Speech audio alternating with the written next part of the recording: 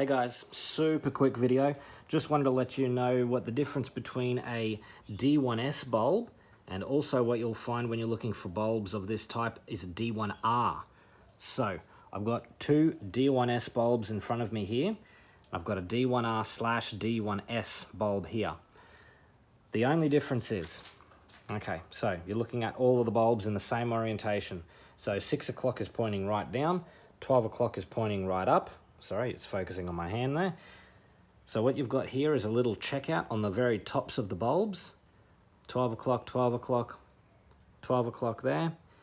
So a D1S has the checkout at 10 o'clock.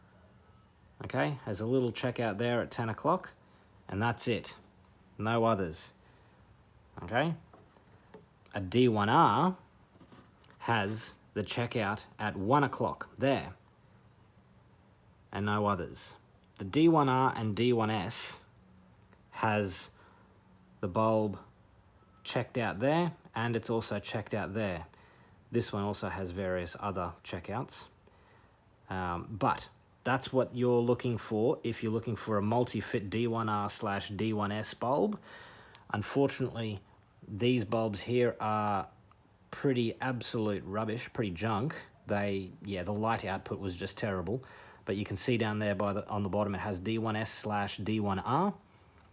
Whereas you look at these bulbs, this one's the Osram, excuse the focus there, this one's an Osram Cool Blue Intense, and this one here is the OEM Phillips Xenarc that came out of the car. One of them was blown, so I needed to replace them both.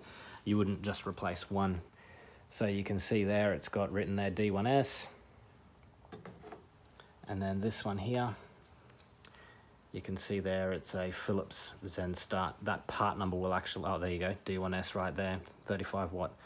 So these ones are D1S only, whereas that other bulb with the multiple notches out of that retainer or that base plate is a multi-fit D1R, D1S. Hope that helps.